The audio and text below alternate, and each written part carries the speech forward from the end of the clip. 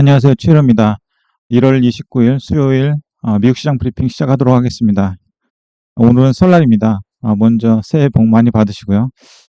좀 늦었습니다. 오늘 어디 좀 갔다 오느라고 그래도 빨리 준비를 한다고 했는데 방금 또 ASML 실적이 나와가지고 그것까지 정리하느라고 좀 늦었는데 한번 잘 들어봐 주시면은 어, 대응하시는데 도움이 될 것 같습니다. 일단 어제 주식시장은 반발 매수가 좀 나왔는데 뭐 뉴스에 의하면 ETF 쪽으로 자금이 많이 들어오면서 저가 매수세가 많이 유입됐다고 합니다. 그러면서 S&P 500 기준으로 0.9% 정도 상승을 했고요. 다른 지수들 보시면 나스닥하고 필반 지수가 어제 많이 빠졌었는데 이전에 많이 빠졌었는데 나스닥은 2% 상승을 했고 필반 지수는 빠진 거에 비해서 그렇게 상승폭은 크지 않았습니다. 1% 정도 상승에 그쳤고요. 그럼에도 불구하고 낙폭의 한 절반 정도를 엔비디아가 회복을 했고요. 8.93% 상승을 했고 TSMC가 5% 정도 상승을 했습니다. 기타 그 빅테크들 쪽 보시면은 애플, 마이크로소프트, 구글, 아마존, 테슬라, 메타, 엔비디아 좀 전에 8.93% 올랐다고 말씀드렸고요. 넷플릭스는 약보합으로 끝났고 특히 애플이 최근에 이슈에서 좀 벗어나 있기 때문에 그리고 또 빠진 것도 있어서 3.65% 정도 다른 종목들에 비해서 좀 많이 상승을 했고요. 그리고 그 국채 10년물 같은 경우는 1bp 정도 하락한 4.5% 정도, 그리고 국채 2년물은 역시 1bp 정도 하락한 4.19% 기록했습니다. 어제는 조금 다른 양상이었는데요. IT나 반도체 이런 그 기술주들이 그 전날 많이 빠졌다면 어제는 많이 빠진 부분들에 대해서 어, 일정 부분 낙폭이 회복이 됐고 다른 구경제 주식들 섹터 뭐 종목별로 좀 다르긴 하겠지만 구경제 주식들은 좀씩 조정을 받는 그런 모습입니다. 그래서 하루하루가 좀 분위기에 따라 다른 모습인데요. 그럼에도 불구하고 결국은 뭐 중장기로 보면은 뻔한 얘기긴 하지만 펀더멘털에 수렴하게 돼 있고 최근에 실적 나오는 것들에 의해서 또 강한 모멘텀이 생기는 것들이 나오고 있습니다.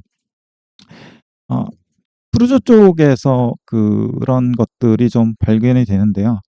어, 카니발 크루즈 같은 경우 어제 8.1% 정도 상승을 했습니다. 그리고 나머지 로얄 캐리비언이라든지 그리고 노르웨이전 크루즈 같은 경우도 많이 상승을 했는데 캐리비안 같은 경우 로얄 크루저 같은 경우 실적 발표를 했는데 가이던스를 좋게 주면서 급등하는 모습들이 나왔고요. 다른 종목들은 큰 변화는 없었습니다. 52주 신고가 쪽 보시면은 아마존이나 JP모건, 비자, 웰스파고 대형주 쪽에선 이렇고 또 나머지 종목들 중에서 섹터가 고루고루 그 넓게 분포되는 그런 모습들이 관찰이 되고 있어서 포트폴리오 구성하실 때 작년에는 지나치게 이제 빅테크나 AI 쪽에 치중을 해서 상당한 성과를 내셨다면 올해는 약간 그 분위기가 좀 다른 양상인데 섹터도 그렇고 종목도 그렇고 좀 확산되는 분위기로 가고 있는 것 같습니다. 그래서 약간은 밸런스를 맞추는 그런 포트폴리오를 가져가는 게 좀 심적으로 편하지 않나. 그리고 리스크 대비 리턴도 좀 괜찮지 않을까. 그런 생각을 하고 있습니다. 기타 이제 비트코인 같은 경우 10만 1,726불을 기록을 하고 있고요. 계속해서 10만 불 위에서 거래가 되고 있는 그런 상황입니다. 최근에 이제 딥시크 이슈로 인해서 급격한 어떤 색깔의 변화가 하루하루 좀 다르게 나타나곤 있지만은 결국엔 펀더멘탈 그리고 그 펀더멘털의 중심에 있는 실적 위주로 최근 그 나오는 이슈들을 같이 크로스 체크하면은 도움이 될 것 같고요. 일단 필만 지수 보면은 1% 정도 그 상승을 했는데 전일 빠진 거에 비하면 사실 그 상승폭이 상당히 미미했습니다. 그리고 계속해서 올해 그 딥시크 이슈가 나오기 이전까지는 분위기가 상당히 좋다가 갑자기 이런 급락이 나왔는데 최근에 급락을 보면은 고점 대비 지금 10% 정도 하락한 상황이고요. 금주만 보면은 한 8.1%가 하락을 했습니다. 그 하락 정도가 상당히 근래 들어 보기 드물게 깊은 편입니다.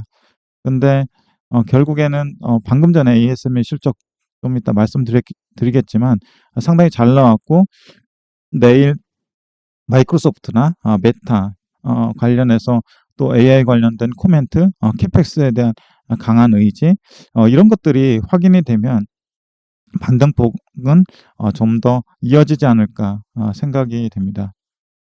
어제 반등에도 불구하고 주요 종목들 좀 보면은 AI 밸류체인 쪽에서 여전히 이제 엔비디아가 금주 들어 9.6% 정도 하락했고 TSMC가 8.8% 그리고 브로드컴은 15.3%나 금주에 하락을 했습니다. 마이크론도 14.3%, 마벨도 16.2% 하락을 하면서 이 AI 밸류체인에 있는 종목들의 낙폭이 상당히 깊었고요. 그리고 TSMC 얼마 전에 실적 발표했는데 캐펙스 투자를 대폭 늘린다고 공시를 하면서 관련된 그 반도체 장비, 특히 ASML이나 어플라이드 머티리얼, 램 리서치 이런 종목들의 흐름도 상당히 괜찮았는데 금주 들어서 한 10%, 5%대 후반대 정도의 낙폭을 지금 보이고 있는 상황입니다.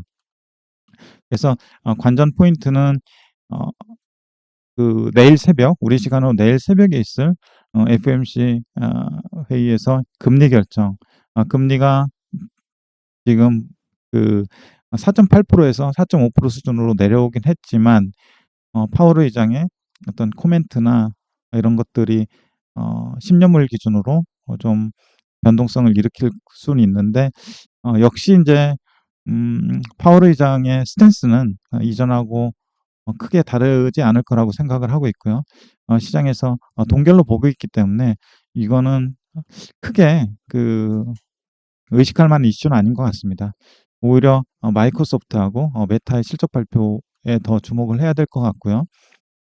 참고로 마이크로소프트의 분기 매출 관련해서 YOY로 12.8% 증가할 걸로 시장에서 보고 있고 영업이익률 43.2%, 조정 EPS 6.8% YOY로 증가할 거로 보고 있는데 제가 보기엔 직관적으로 그 가이던스 시장에서 보고 있는 컨센 자체가 조금 보수적이지 않나 이런 생각이 들고요.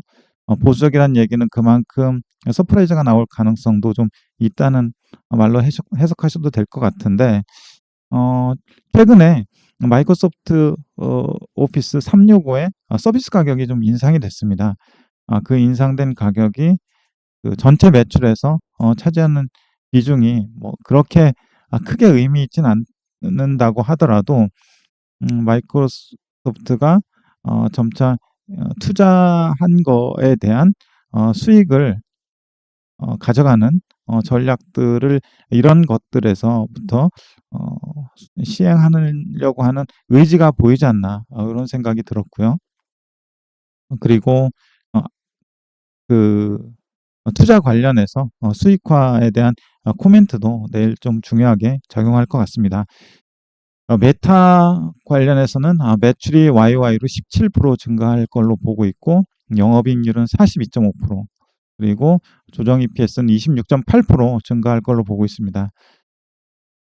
시장 컨센이 이렇게 좀 형성되어 있는데 메타는 그 서프라이즈가 뭐 밑으로도 잘 나고 위에도 잘 나는데 최근의 분위기는 그렇게 나쁘진 않은 것 같습니다. 결국 여기도 AI 활용을 통한 광고 수익 증가가 관건일 것 같은데 이에 대한 코멘트 그리고 향후 캐펙스에 대한 계획 이미 페이스북 포스팅을 통해서 밝혔긴 했지만 그럼에도 불구하고 그 이외에 최근 딥시크와 관련된 추가적인 코멘트가 나올 수 있기 때문에 그런 부분들에 주목을 좀 해야 될 것 같고요. 여기 그 필반 지수 주요 종목들이 이렇게 원래 30개인데 15개 정도 이렇게 뽑아놨는데 좀 험악하게 최근 일주에 낙폭이 좀 과도했다는 생각이 들고요. 이런 것들이 이제 분위기 때문에 그런지 실제 펀더멘털이 약화된 것인지라고 본다면 분위기가 조금 더 많이 작용하지 않았나 싶고요. 그리고 마이크로소프트하고 오픈 AI에서도 실제로 그 딥시크 관련해서 음, 약간의 어떤 데이터 도용이나 이런 것들에 조사가 들어간다고 하니까 이 부분에 대해서 조금 더 시장에서 관심을 가지고 분석이 이루어진다면 딥시크의 어떤 최근에 비용 관련 논란이나 이런 것들에 대한 실체가 밝혀질 걸로 생각을 하고 있습니다. ASML 방금 실적 나왔는데 실적이 굉장히 좋습니다. 그래서 미국에서 거래되는 ASML의 지금 주간 거래 보시면 한 8% 정도 올라가는 걸로 관찰이 되고 있는데요. 사규 실적입니다. 실적 나온 거 보시면은 밑에 표랑 같이 보시면 될 것 같습니다. 매출이 유로로 표시되는데 9.3빌리언 유로가 나왔고요. 컨센이 9.0빌리언이었습니다. 그래서 매출은 컨센서스를 상회를 했고요. QOQ로 7.4빌리언에서 9.3빌리언을 기록했기 때문에 QOQ로 24%가 증가를 했고요. 매출 총이익률은 51.7%, 컨센서스가 49.6%여서 매출 총이익률도 컨센을 상회했습니다. 이 컨센과의 싸움인데 결국 이 장비주 같은 경우는 분기별 실적이 변동성이 좀 심한다는 것은 좀 인정해야 될 것 같은데 이번에는 굉장히 그 인상적인 실적을 발표를 했고 가이던스도 좋게 줬습니다. 어쨌든 계속 보면은 영업이익이 3.36빌리언이 나왔는데 이 유로입니다. 이건 3.06빌리언 유로가 컨센이어서 컨센을 상회했고요. 영업이익률도 36.2% 나왔습니다. 컨센은 34.1%였습니다. 순이익이 2.7빌리언이 나왔는데 컨센이 2.6빌리언이었고요. QOQ로 30%나 늘었습니다. 중요한 건 수주인데 이 넷부킹 쪽 보시면은 4분기에 분기 수주가 7.1빌리언을 기록하면서 시장에서 예상했던 컨센서스 3.5빌리언 대비해서 2배를 기록을 하게 되어 있습니다. 이게 상당히 놀랄만한 실적이라고 생각을 하면 될 것 같고요. 그러면서 지금 ASML의 그 주가도 이것을 반영하면서 급하게 상승하고 있는 듯합니다. 가이던스도 괜찮았는데요. 2025년 1분기 가이던스로 7.5빌리언에서 8.0빌리언을 줬는데 실제로 컨센은 7.25빌리언이었습니다. 매출 총이익률은 52에서 53, 컨센 51.2%를 상회했고요. 연간 가이던스도 줬는데 매출 30에서 35빌리언, 컨사는 32.2빌리언이었습니다. 매출 총이익률 오타가 좀 있는데요. 51%에서 53%, 컨센은 52.1%. 그래서 양호한 매출 총이익률 가이던스를 줬고요. 코멘트가 나왔는데 AI가 명확한 성장 동력이면서 AI가 반도체 시장을 주도하고 있고 고객들이 이를 통해 상당한 혜택을 보고 있다고 ASML의 CEO가 밝혔습니다. AI 쪽의 모멘텀을 여전히 좋게 보면서 이쪽에 그 힘을 실어주는 그런 모습이 상당히 좀 인상적인 것 같습니다. 다른 코멘트는 그 실제 그 어닝스 콜이나 이런 거에서 좀 더 확인되는 게 있으면은 내일 말씀드리도록 하겠습니다. 어쨌든 ASML 지난번에는 그 TSMC가 반도체 장비 위주의 모멘텀을 강하게 주었고 이번에는 ASML이 다시 한번 이 반도체 장비주들의 모멘텀을 살려줄 걸로 단기적으로는 그렇게 보고 있습니다. 그리고 마이크로소프트 관련한 그 뉴스가 있었는데요. 블룸버그에서 나온 뉴스에 의하면 트럼프가 마이크로소프트가 틱톡 인수 협상을 하고 있는 중이라고 말을 했습니다. 구체적으로 보면은 마이크로소프트가 틱톡의 미국 사업부 인수를 위해서 협상에 참여하고 있다고 밝혔고요. 이전에 뭐 일론 머스크도 그랬고 뭐 오라클도 그랬고 약간 틱톡의 틱톡 인수에 관련 있는 기업들이 좀 있었는데 이번엔 마이크로소프트였습니다. 틱톡은 미국 기업에 매각되거나 미국 사업을 철수해야 하는 선택을 지금 해야 되는 상황이고요. 트럼프는 매각을 위해서 75일의 유예 기간을 부여하는 행정명령에 서명한 상태입니다. 이전에 틱톡 인수 관련해서 거론된 회사로 오라클 그리고 일론 머스크가 있었는데 의미 있는 반응은 없었고요. 마이크로소프트 역시 이에 대한 논평 요청에 응답하지는 않았습니다. 틱톡 관련해서 대략적인 규모를 보면은 틱톡의 미국 사용자 수가 1억 7천만 명 정도 된다고 합니다.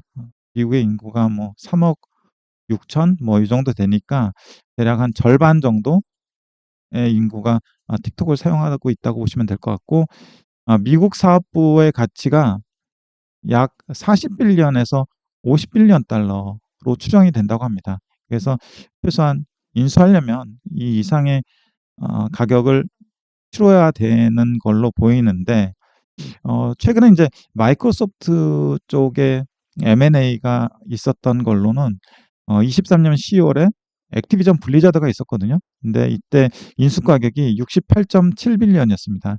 이게 역사상 가장 큰 M&A 중에 하나로 기록되고 있는데 이때 이제 68.7빌리언이었는데 만약에 마이크로소프트가 틱톡을 인수하게 될 경우 40에서 50빌리언이니까 이에 못지않은 규모가 될 걸로 보여지고 있습니다.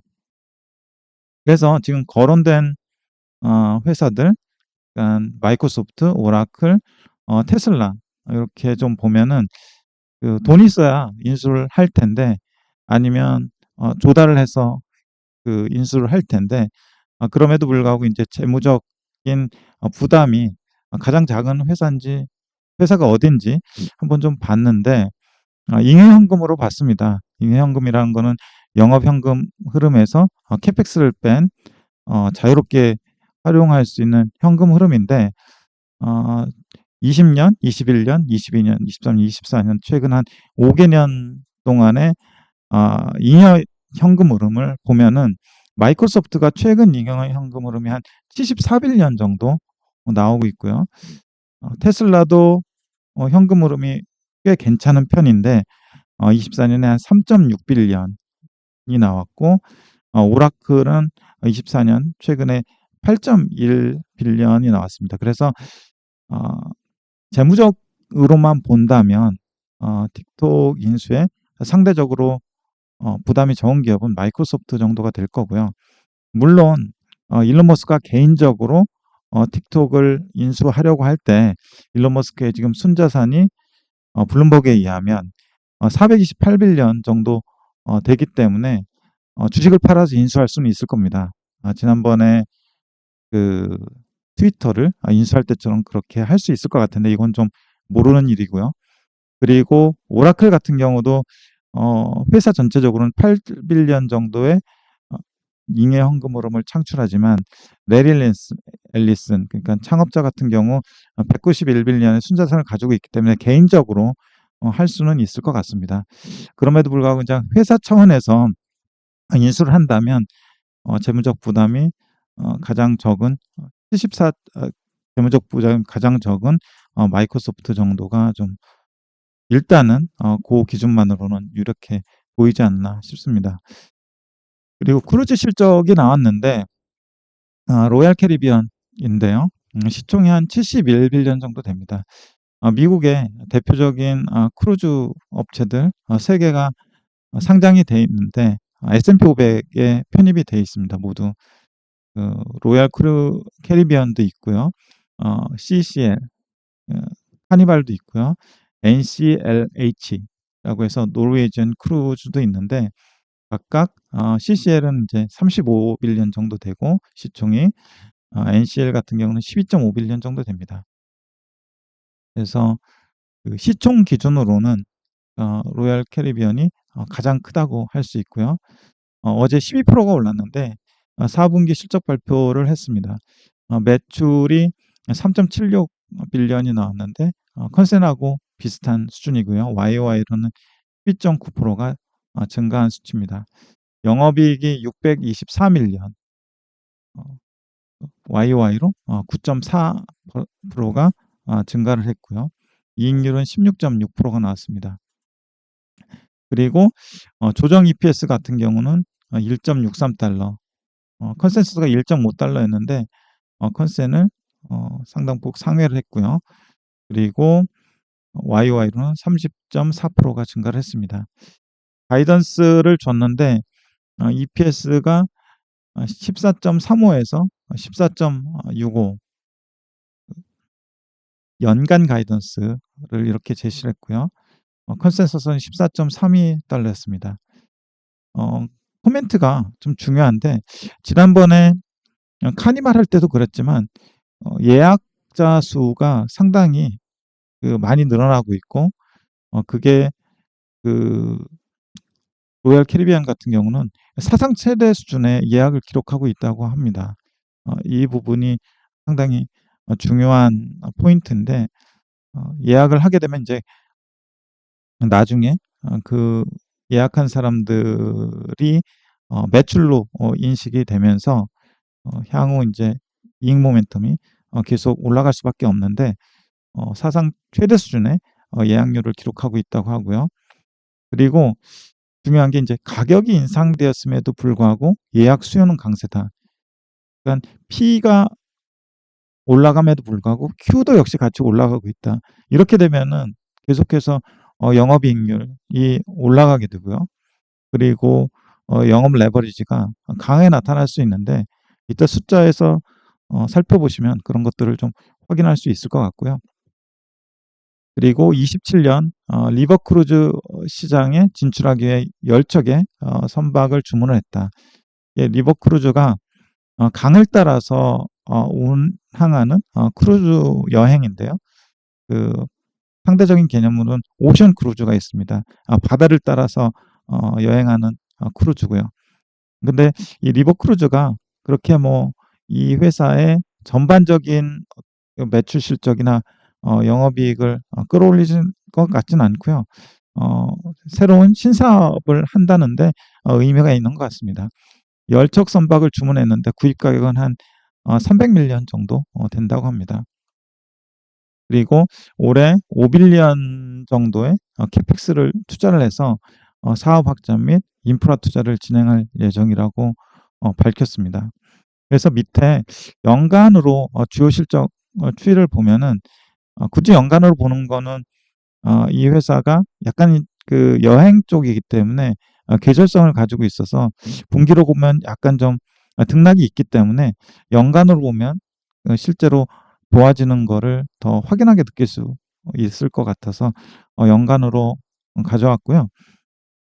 실제 매출은 2024년에 18.6% 증가했고요.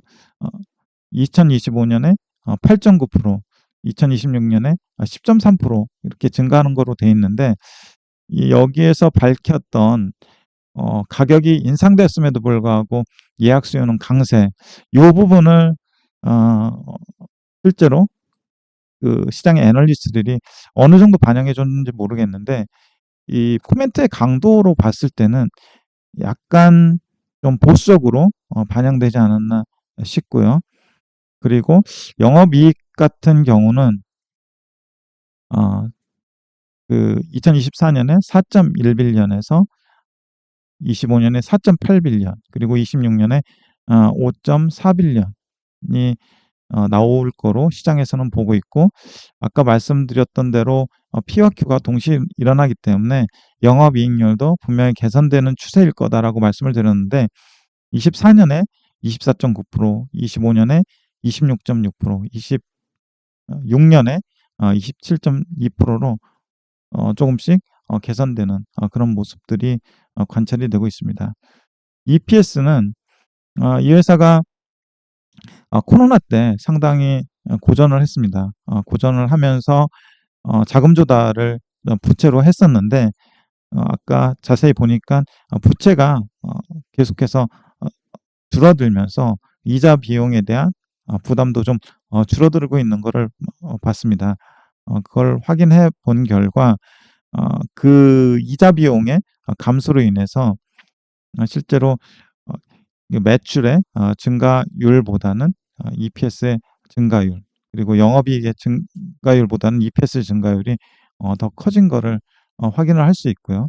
실제로 EPS 증가율은 25년에 23%, 26년에 16.9%. 그래서 26년까지 뭐 보기는 조금 좀 먼 느낌이어서 25년에 대략적으로 바텀 라인 쪽에 어 이익 증가율이 23% 늘어나는 거로 봐서 상당히 견조한 실적을 앞으로 내겠구나라는 느낌이 있었습니다. 그래서 지금 보면은 그 로얄 캐리비안 같은 경우 최근 1년에 108%가 상승을 했습니다. 108%가 상승을 하면서 지금 신고가 수준까지 기록한 상황이고요.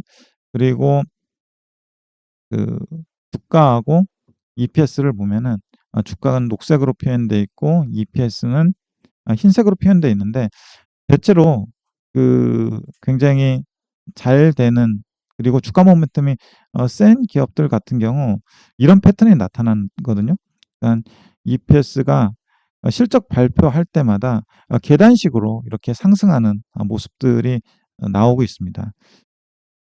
전형적으로는 지난해 상당히 시장을 주도했던 엔비디아 같은 그 기업이 이렇게 실적 발표할 때마다 계단식 EPS의 상승이 나타났던 걸로 확인이 되실 텐데, 이 기업도 이렇게 계단식 EPS 증가가 나타나면서 주가 역시 계속해서 우상향하는 그런 모습들이 나오고 있습니다.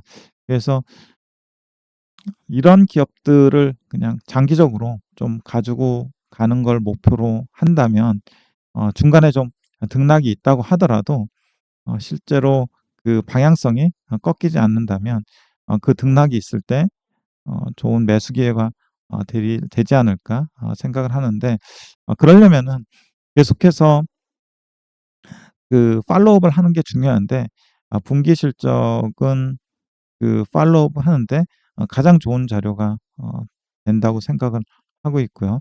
그렇게 1 분기, 2 분기, 뭐 4 분기, 8 분기, 12 분기 이렇게 쌓이게 되면은 어느 정도 그 방향성에 대한 감을 익힐 수 있을 것이라고 생각을 합니다.